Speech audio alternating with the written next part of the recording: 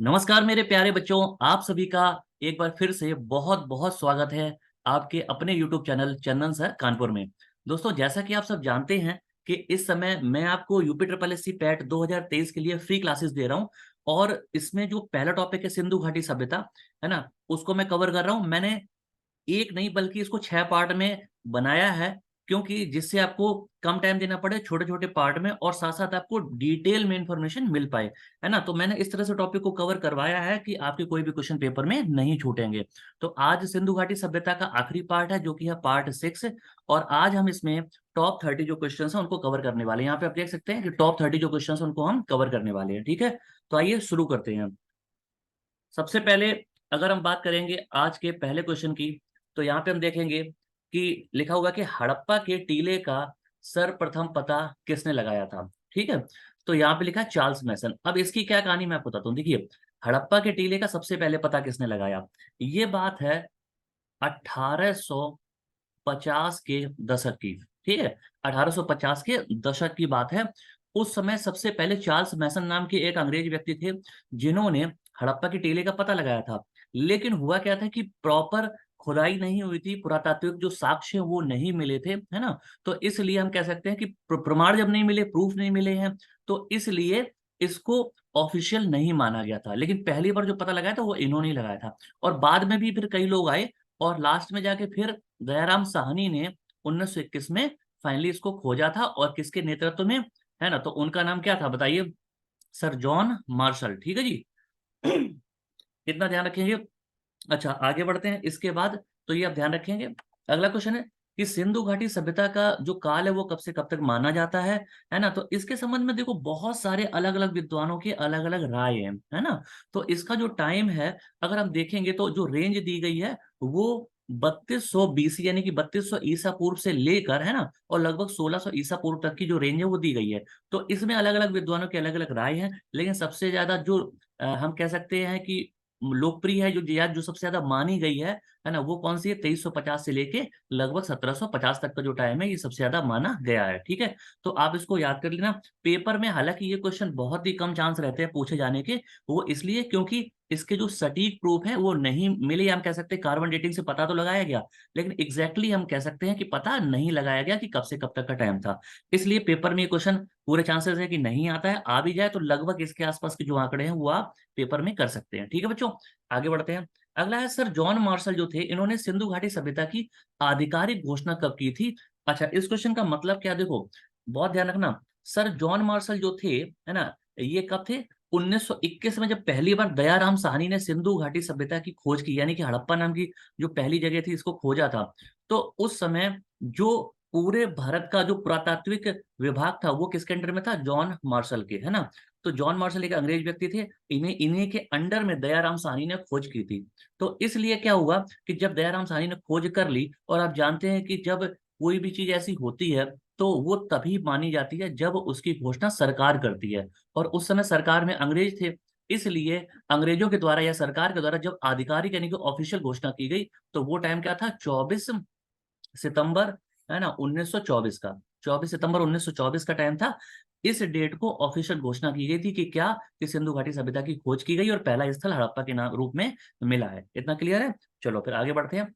अगला क्वेश्चन बच्चों है कि सिंधु घाटी सभ्यता की प्रमुख फसल कौन सी थी, है ना। तो सिंधु घाटी सभ्यता की जो प्रमुख फसलें थी वो जौ और गेहूं थे। और अगर ऐसा क्वेश्चन आ जाए कि वह कौन सी पहली फसल थी, है ना, जिसका इंसान ने उपयोग किया, जिसको इंसान ने खाया, जिसको इंसान ने उगाया, तो इंसान के द्वारा पहली उगाई गई जो फसल थी वो थी जौ, और दूसरी थी गेहूं, और उसके बाद आ जाएगा आपका चावल। ठीक है, तो ये बहुत ध्यान रखेंगे। क्रम से याद कैसे करेंगे, देखो जौ में क्या है कि एक लेटर है, गेहूं में दो है, चावल में तीन है। तो क्रम से याद रखें, एक दो तीन ऐसे करके, है ना। तो 1 2 3 का जो सीक्वेंस है वो बन जाएगा। इतना क्लियर है।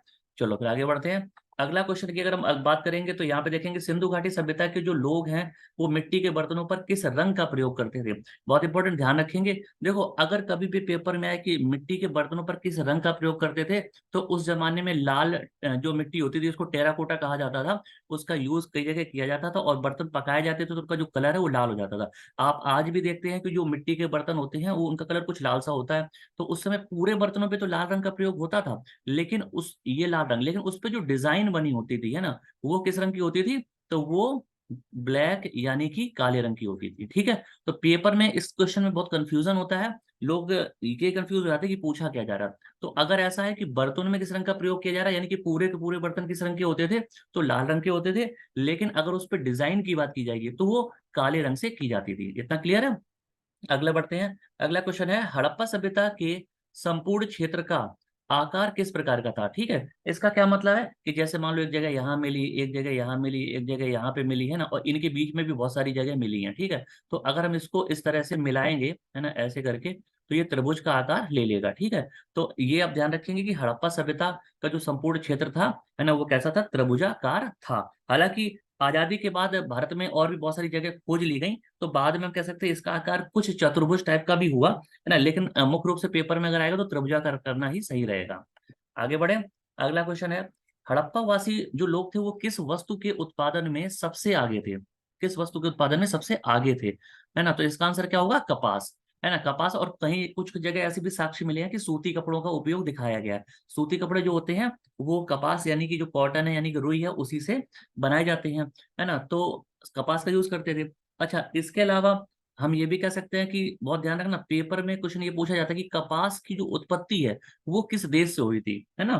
तो देखो, जैसे सपोज हम चाय की अगर बात करेंगे, है ना, तो चाय की जो उत्पत्ति है वो चीन से मानी जाती है। मेरी बात समझ, कहाँ से? चीन से, है ना। इसी तरह से अगर हम मक्का की बात करेंगे तो इसकी जो उत्पत्ति है वो अमेरिकन कॉन्टिनेंट यानी कि मैक्सिको से मानी जाती है ना। तो इसी तरह से जो कपास है, इसकी पहली बार जो फसल हुई थी, उत्पत्ति हुई थी, वो भारत में ही हुई थी, है ना। और हड़प्पा सभ्यता के लोगों ने कपास का ही यूज किया था, ये बहुत ध्यान रखेंगे। ठीक है भाई, आगे बढ़े। चलो आगे बढ़ते हैं। इसके बाद यहाँ पे देखेंगे, हड़प्पा सभ्यता में किस खेल का प्रचलन सर्वाधिक था, है ना। तो आंसर क्या होगा? शतरंज। अब आप सोचोगे कि शतरंज तो मतलब बड़ा आधुनिक खेल है, उस जमाने में कैसे खेलते होंगे? तो वास्तव में ये जो शतरंज है ये आज की तरह नहीं होता था। ठीक है ना। उस जमाने में जैसे आपने देखा होगा महाभारत में मामा शकुनी को आपने देखा होगा, तो वो क्या खेलते हैं? चौसर खेलते हैं, है ना, कुछ पासे वगैरह डाले जाते हैं। तो कुछ इससे इस तरह का मतलब पुराने स्टाइल का वो गेम हुआ करता था, जो कि शतरंज की तरह दिखाई पड़ता था, इसलिए यहाँ पे शतरंज लिखा गया है। ठीक है, आगे बढ़ते हैं। अगला है, इसके बाद सिंधु घाटी सभ्यता के जो लोग हैं, है ना, वो सबसे अधिक किस देवता में विश्वास रखते थे? ठीक है, तो यहाँ पे जो आंसर होगा वो क्या होगा? अगर आपके पेपर में या तो मातृशक्ति आ जाएगा और या फिर क्या करेंगे? पशुपति। अब इसका क्या मतलब है? देखो क्लियर कर देता हूँ। देखो क्वेश्चन में क्या होता है कि जैसे पीडीएफ जो है वो मैं आपको टेलीग्राम चैनल पे प्रोवाइड तो कर ही रहा हूँ, है ना, लेकिन जो वीडियो लेक्चर है वो देखने इसलिए जरूरी होते हैं कि इसमें आपको क्लियर जो क्लैरिटी है वो मिलती है, आपको डिटेल बताई जाती है। अब इस क्वेश्चन में देखो क्या है, इसका जो क्लॉज है वो क्या है कि मातृशक्ति की जब हम बात करते हैं, यहाँ पे एक तो ये चीज है कि हड़प्पा सभ्यता जो थी वो मात्र सत्तात्मक थी, है ना। जैसे इसका क्या मतलब है कि आज के टाइम पे हमारे घरों में पिताजी की चलती है ना, और पुरुष प्रधान समाज भी है। लेकिन उस जमाने में हड़प्पा सभ्यता में जो समाज था वो कैसा था? है ना, महिला प्रधान था और मात्र सत्तात्मक, यानी कि घर में जो माता जी होती थी उनकी चलती थी, वो मतलब प्रमुख मानी गई है। पहली बात तो ये हो गई। दूसरा क्या है कि मातृशक्ति का मतलब यहाँ पे प्रकृति से भी है। उस जमाने में प्रकृति की पूजा की जाती थी। अब प्रकृति में जानते हो आप, नेचुरल जो चीजें होती हैं, ठीक है, तो उसकी पूजा की जाती थी। साथ साथ पशुपति, यानी कि पशुपति का अगर हम देखेंगे तो जो आधुनिक रूप है हम कह सकते हैं भगवान शिव, है ना, शिव जी की पूजा की जाती थी, क्योंकि उन्हें उन्हें ही पशुओं का देवता माना गया है। तो पशुपति और मातृशक्ति या प्रकृति की पूजा की जाती है, ये आप ध्यान रखेंगे। ठीक है भाई, आगे बढ़ते हैं। अगला क्वेश्चन है कि हड़प्पा सभ्यता का विस्तार पाकिस्तान के किन क्षेत्रों तक था? तो यानी कि ये पूछा गया कि पाकिस्तान में जो राज्य हैं, है ना, राज्य का मतलब क्या होता है? प्रांत या फिर स्टेट है, वो कौन कौन से थे?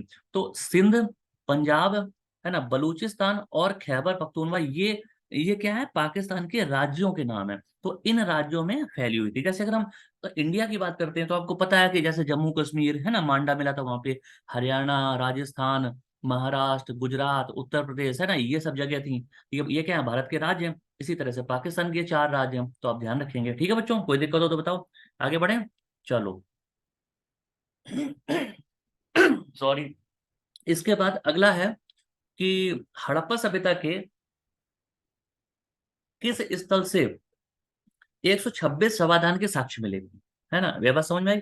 ठीक है, तो क्या पूछा गया है कि हड़प्पा सभ्यता के किस स्थल से 126 समाधान के साक्ष्य मिले? 126 अब पता है नंबर है, और समाधान क्या होता है? यानी कि जो डेड बॉडी के प्रमाण होते हैं, यानी कि किसी को जब कोई इंसान मर जाता है तो उसको दफना दिया जाता है जमीन में, है ना, तो उसके जो प्रमाण है, तो समाधान के साक्ष्य मिले, प्रमाण मिले कहाँ से? तो ये सिनौली नाम की जगह है, कहाँ पे है, उत्तर प्रदेश में। ठीक है, सिनौली। अच्छा, एक चीज बहुत इंपॉर्टेंट है, ये जो समाधान वर्ड है ये कई जगह आया है ना, युगल समाधान भी मिले हैं, यानी कि पुरुष और महिला के एक साथ जो डेड बॉडीज के प्रमाण है वो भी मिले हैं, इंसान के कुत्तों को भी दफनाया गया है। तो ये चीज ध्यान रखेंगे। तो है क्या कि समाधान तो कई जगह यूज होगा, कई अलग अलग जगह, लेकिन ये 126 जो है ये आप ध्यान रखेंगे नंबर। तो इसका जब आंसर होगा तो क्या होगा, सिनौली नाम की जगह होगी। क्लियर है। अगला है, सिंधु घाटी सभ्यता के किस स्थल से सीप निर्मित चूड़ियों के टुकड़े मिले, और इसका आंसर क्या होगा, बालाकोट होगा। इतना क्लियर है। अब इसका क्या मतलब है, देखो, इसका ये मतलब है कि सिंधु घाटी सभ्यता के किस स्थल से सीप, सीप क्या होता है सबसे पहले, सीप क्या होता है कि ये एक जलीय जीव है जो कि समुद्र या नदियों में पाया जाता है ना। जैसे अगर आपने कभी बालू यानी कि सैंड और मोरंग वगैरह देखी होगी तो उसमें सीप आ जाते हैं। सीप जो है एक तरह का जलीय जीव होता है जिसके ऊपर कैल्शियम कार्बोनेट का कठोर कवर यानी कि जो परत होती है, हम कह सकते हैं चढ़ी होती है। ठीक है। तो कैल्शियम कार्बोनेट जो होता है वो बहुत सख्त होता है ना, पत्थर के नुमा होता है, और उससे चूड़ियों का जो निर्माण है वो किया गया होगा उस जमाने में, तो उनके टुकड़े मिले हैं। ठीक है। तो ये कहाँ से मिले, बालाकोट से। अब ये बालाकोट कहाँ पे है, तो ये है पाकिस्तान में। आपको पता है कि इंडिया ने एक बार पाकिस्तान पे एयर स्ट्राइक की थी, तो कहाँ पे की थी, बालाकोट में तो की थी, है ना।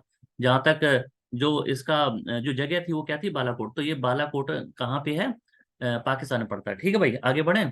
अच्छा, इसके बाद अगला है, सिंधु घाटी सभ्यता का कार्बन डेटिंग के आधार पर निर्धारण किसने किया था। ठीक है।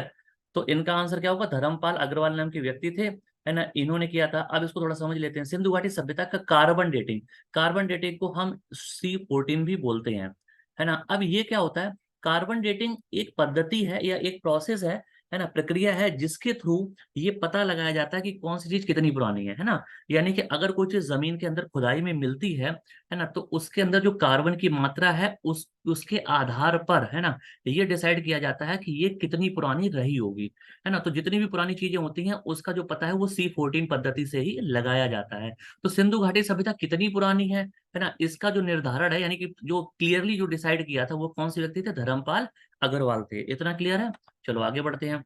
अगला है कि सिंधु घाटी सभ्यता के किस स्थल को तोरण द्वारका नगर भी कहा जाता है। ठीक है। तोरण द्वारका नगर भी कहा जाता है, आंसर क्या होगा, हड़प्पा।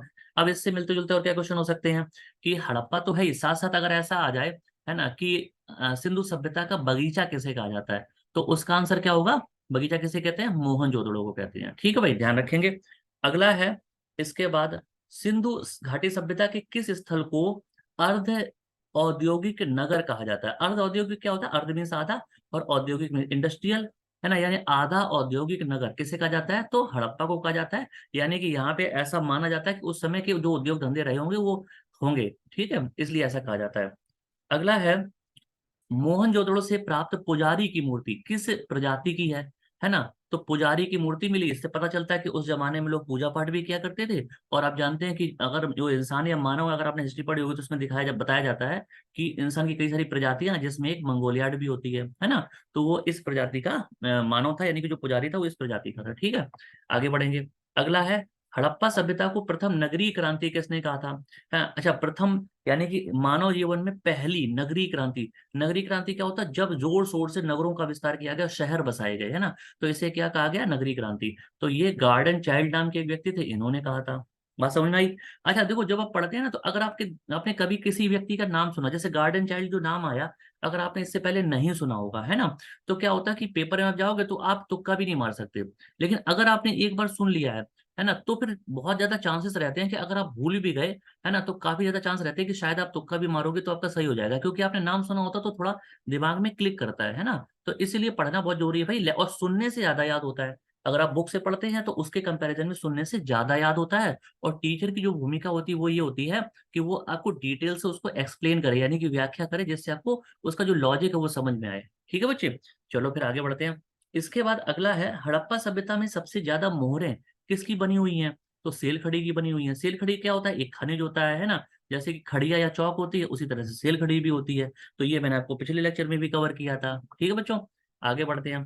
अगला है, सिंधु सभ्यता के किस स्थल का व्यापार मिस्र व मेसोपोटामिया से सीधा होता था, है ना।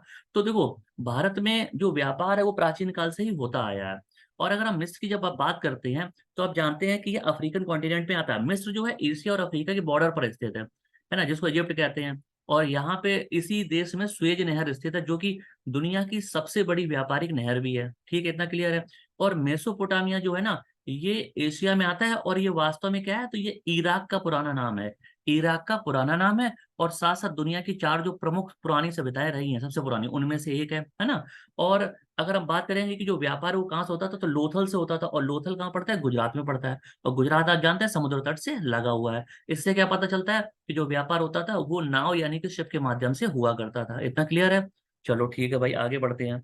इसके बाद अगला है, हड़प्पा सभ्यता के कौन से स्थल अफगानिस्तान से प्राप्त हुए हैं। ठीक है, अफगानिस्तान से।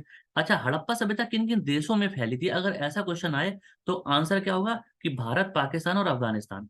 अच्छा, भारत, पाकिस्तान, अफगानिस्तान जो है ये तो आज की डेट में है, लेकिन वास्तव में उस जमाने में ये पूरा का पूरा क्या हुआ करता था, भारत ही हुआ करता था।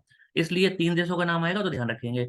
अच्छा, अब कौन से स्थल अफगानिस्तान से प्राप्त हुए हैं, तो उनका जो नाम होगा वो क्या होगा, सोर्तगोई, है ना, और मुंडी का। ये 2 ऐसी जगह हैं, है ना, ये 2 ऐसी जगह हैं जो कहाँ से मिली हैं, वो मिली हैं अफगानिस्तान में। ठीक है, अफगानिस्तान में 2 जगह हैं यहाँ से सिंधु घाटी सभ्यता के प्रमाण मिले हैं। ठीक है बच्चों, यहाँ तक किसी बच्चों को दिक्कत हो तो बताओ, आगे बढ़े। ठीक है, आगे बढ़ते हैं। अगला है, ये टॉप 30 क्वेश्चन हैं, 30 क्वेश्चन आज मैं आपको करा रहा हूँ। ठीक है, तो अभी तक 20 क्वेश्चन हो चुके हैं, आखिरी के 10 क्वेश्चन और करते हैं। ठीक है, चलो आगे बढ़ते हैं। सिंधु सभ्यता गैर आर्य थी, क्यों? सिंधु आर्य लोग जो थे ना, आर्य लोग वैदिक सभ्यता में आए थे, और वैदिक सभ्यता सिंधु घाटी सभ्यता के बाद की है। और पहले की कौन सी है, सिंधु सभ्यता है। ठीक है, तो जो आर्य सभ्यता थी, आर्यों की सभ्यता थी, या हम कह सकते हैं वैदिक सभ्यता थी, वो ग्रामीण सभ्यता थी। जबकि सिंधु घाटी सभ्यता थी वो कैसी थी, नगरीय सभ्यता थी। तो इसी से पता चलता है कि ये गैर आर्य थी। इतना क्लियर बच्चे? चलो आगे बढ़ते हैं। अगला है, सिंधु घाटी सभ्यता की जानकारी का प्रमुख स्रोत क्या है ना। तो इसका प्रमुख स्रोत क्या है, पुरातात्विक खुदाई। भाई सिंधु घाटी सभ्यता के बारे में कैसे पता चला, आप खुद सोचो, है ना। तो जब 1921 में दयाराम साहनी ने खुदाई की जमीन में, तभी तो पता चला, है ना। तो जमीन से जो चीजें निकली हैं उनके आधार पर डिसाइड किया गया है। तो उसका आंसर क्या होगा, पुरातात्विक खुदाई होगा। ठीक है प्यारे बच्चों, ओके आगे बढ़ते हैं। अच्छा, किसी बच्चों को कोई दिक्कत हो ना तो आप मुझे कमेंट भी कर सकते हो, टेलीग्राम पे आप ग्रुप ज्वाइन कर लो, और साथ साथ आप इसी वीडियो के जो डिस्क्रिप्शन है उसमें आपको व्हाट्सएप ग्रुप का जो लिंक है वो भी मिल जाएगा, और टेलीग्राम जो चैनल है उसका भी लिंक मिल जाएगा। तो आप दोनों को भी ज्वाइन कर सकते हैं। और अगर आपको कोई दिक्कत होती है ना, तो आप मुझे कमेंट करके बता सकते हैं, तो उसको मैं क्लियर कर दूंगा। ठीक है भाई, आगे बढ़ते हैं। या फिर आप व्हाट्सएप पे, जो कि आप जब ज्वाइन करेंगे तो आप मुझे व्हाट्सएप पे पर्सनल मैसेज भी कर सकते हैं, कोई दिक्कत वाली बात नहीं है। ठीक है भाई, चलो आगे बढ़ते हैं। अगला है, भारत में चांदी की उपलब्धता के प्राचीनतम साक्ष्य कहाँ से मिलते हैं, है ना। इसका क्या मतलब है कि सबसे पुराने, यानी कि सबसे पहली बार जो चांदी मिली है उसकी बात की जा रही है कि भारत में या दुनिया में कहाँ से मिली, तो उसका आंसर क्या हुआ, हड़प्पा संस्कृति से, है ना। हड़प्पा संस्कृति से ही चांदी मिली थी। अच्छा, अब हड़प्पा संस्कृति में जो प्रमुख धातुएं मिली थी वो कौन कौन सी थी? तांबा थी, तांबा तो पहली धातु थी जिसका यूज किया गया। सोना भी मिला है, चांदी भी मिली है। बहुत ध्यान रखेंगे, लोहा नहीं मिला है। मैंने पहले भी बताया था, लोहे की जो खोज है वो उत्तर वैदिक काल में हुई है, उत्तर प्रदेश के अतरंजी खेड़ा नाम की जगह, जो कि एटा जिले में आती है। इतना क्लियर है? चलो फिर आगे बढ़ते हैं।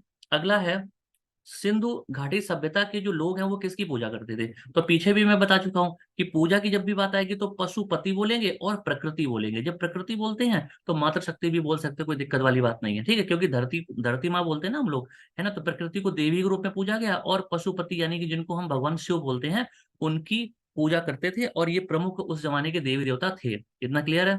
अगला है कि मोहनजोदड़ो से प्राप्त योगी पशुपति की मोहर पर पशु के कितने चित्र अंकित थे, है ना, ये ध्यान रखेंगे। अब ये बहुत इंपॉर्टेंट है और समझने वाला, इससे अक्सर क्वेश्चन पूछे जाते हैं, है ना। तो इसको हम कह सकते हैं बहुत इंपॉर्टेंट है।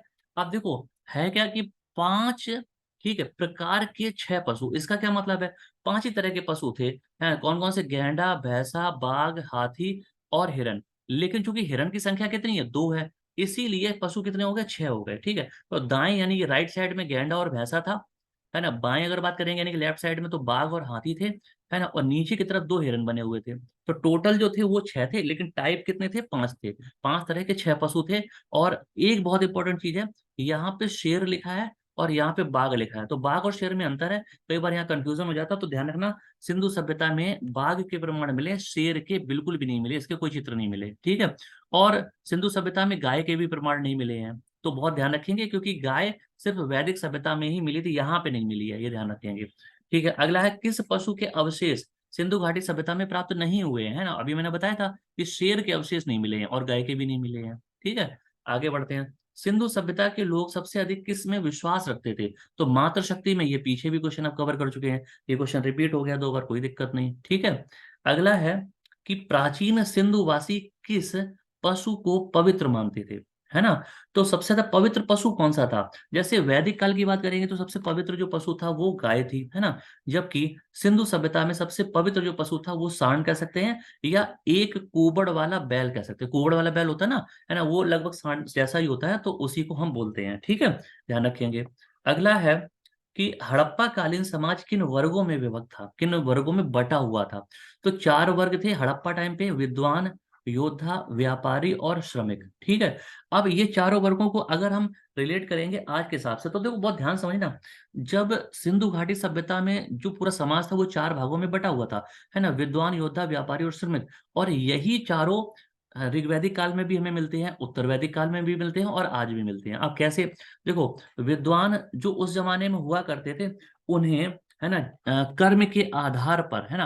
अच्छा, पुराने जमाने में यानी कि ऋग्वैदिक काल तक का जो समय था, उस समय कर्म के आधार पर बांटा गया था, जातिवाद नहीं था, कर्म के आधार पर बांटा गया था लोगों को। तो यानी कि जो बहुत विद्वान लोग होते थे, बहुत समझदार होते थे, है ना, या पूजा पाठ कराया करते थे, क्योंकि पूजा का जो महत्व वो शुरू से ही रहा है। तो पूजा कराना जो है वो सबसे प्रमुख काम माना गया है ना। देवी देवताओं को खुश करना सबसे ज्यादा बड़ा काम माना गया है। इसलिए जो पूजा पाठ कराते तो वो बहुत विद्वान माने जाते थे। तो वो हम कह सकते हैं कि आज के जमाने के, जो आज के जमाने नहीं कहेंगे, वैदिक काल के कह सकते हैं कि जो ब्राह्मण कैटेगरी में रखे गए थे, है ना। और उसके बाद योद्धा का मतलब क्षत्रिय, है ना, व्यापारी का मतलब क्या हो गया, वैश्य, श्रमिक का मतलब शूद्र। लेकिन फिर से मैं एक बार क्लियर कर रहा हूँ कि ये जितनी भी चीजें थी, है ना, इनको आप ध्यान रखेंगे कि उस जमाने में कर्म के आधार पर थे, यानी कि काम के आधार पर जो व्यक्ति जो काम करता है, जिसका जो लेवल है, जितनी उसको नॉलेज है, जितनी समझ है, उसके हिसाब से 4 भागों में बांटा गया था। आज की डेट की बात करेंगे तो अगर हम इनको रिलेट करने की थोड़ी सी बात करेंगे, तो आज भी देखा होगा कि संविधान में जो कैटेगरी वो बांटी गई है, 4 कौन कौन सी पुराने जमाने से भी रिलेट की गई है ना। तो जनरल, ओबीसी, एससी, एसटी, है ना, तो वो कैटेगरी बांटी गई है। तो ये चीजें ध्यान रखेंगे। ठीक है, आगे बढ़ते हैं। इसके बाद अगला है, हड़प्पावासी किसे अपना पवित्र पक्षी मानते थे, है ना। तो फाख्ता को मानते थे। फाख्ता जो होता है वो देखने में कैसा लगता है, कुछ कबूतर की तरह दिखाई पड़ने वाला पक्षी है ना। तो इसको सबसे पवित्र पक्षी मानते थे। इतना सबको क्लियर है ना। तो ये जो आज के टॉप 30 क्वेश्चन है ये मैंने आपके कवर कर लिए हैं।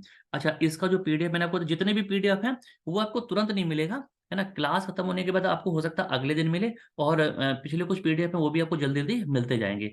तो जितनी भी क्लास हो रही है, सिंधु घाटी सभ्यता आज समाप्त भी हो रहा है ना। अभी तक 6 क्लास हुई है, सारे के सारे जो 6 पीडीएफ हैं वो आपको मैं दे दूंगा। ठीक है भाई। और अभी तक शायद 2 पीडीएफ जो है वो मैं आपको दे भी चुका हूँ, सेंड कर चुका हूँ। पीडीएफ जितने भी आपको दिए जा रहे हैं, तो आप लोग क्या करें कि उनको खुद भी पढ़ें और अपने दोस्तों को भी शेयर कर सकते हैं, क्योंकि पीडीएफ आप मोबाइल से, व्हाट्सएप से किसी को भी सेंड कर सकते हैं। ठीक है, तो इससे सबकी हेल्प भी हो जाएगी और छटे हुए आपको इंपॉर्टेंट क्वेश्चन भी मिल जाएंगे। ठीक है बच्चों। अच्छा, आप हमारा जितने भी पीडीएफ है उसके लिए आप क्या करोगे, टेलीग्राम ग्रुप ज्वाइन कर लेना। चंदन सर कानपुर के नाम से ही टेलीग्राम ग्रुप है। और इसके अलावा अगर आप चाहो तो इसी वीडियो के डिस्क्रिप्शन में भी टेलीग्राम का लिंक दिया गया है, उस पर क्लिक करके आप टेलीग्राम भी ज्वाइन कर सकते हैं, और व्हाट्सएप का भी लिंक भी दिया गया है। ठीक है, और इसके अलावा आप देखेंगे तो डिस्क्रिप्शन में कुछ और भी इंपॉर्टेंट प्लेलिस्ट दी गई हैं, अगर आप चाहो तो उनको भी पढ़ सकते हो, अलग अलग सब्जेक्ट की। ठीक है बच्चों। और चैनल को अगर सब्सक्राइब ना किया हो तो बिल्कुल कर लो, और अपने दोस्तों के साथ भी शेयर करो, क्योंकि मैं आपको मतलब बहुत ही ज्यादा इंपॉर्टेंट क्लास कराऊंगा एक एक करके। UP triple S C PET की क्लास मैंने शुरू भी कर दी है ना, उत्तर प्रदेश पुलिस, और इसके साथ उत्तर प्रदेश में जो आरओ की भर्ती आने वाली है उनके लिए भी मैं पूरी कोशिश में लगा हुआ हूँ। तो जल्दी कोशिश करेंगे कि उनकी क्लास भी आपके पास आने लग जाए, है ना। और ये जो क्लासेस है विदाउट फेस है, आप जानते हैं, लेकिन फेस की वैल्यू उतनी ज्यादा नहीं है, क्योंकि अगर आपको डेटा सही मिल रहा है, अगर आपको पढ़ाया सही से जा रहा है, तो फिर फेस की उतनी वैल्यू नहीं है, बल्कि ये ज्यादा अच्छा रहता है क्योंकि डिस्ट्रैक्शन नहीं होता है ना। तो इससे कोई मतलब नहीं, डेटा आपको बढ़िया मिलेगा, अगर आप पढ़ेंगे तो आपको मजा आएगा। ठीक है बच्चों। और अगर आप चाहते हैं तो पैड के लिए आप ये भी कर सकते हैं कि अगर आप चैनल पे देखेंगे तो UP triple S C PET 2022 की भी प्लेलिस्ट बनी हुई है। और जानते हैं कि सिलेबस सेम है, जो पिछले साल सिलेबस था वही इस बार भी है। तो वहां से भी आप हेल्प ले सकते हैं। आप जाएंगे तो प्लेलिस्ट बनी है, वहां पे जो भी आपको क्लासेस मिलती हैं वो भी देख लो, और जो ये नई क्लासेस आ रही हैं इनको भी आप देख लीजिएगा। ठीक है, तो मैक्सिमम आपको मिल जाएगा।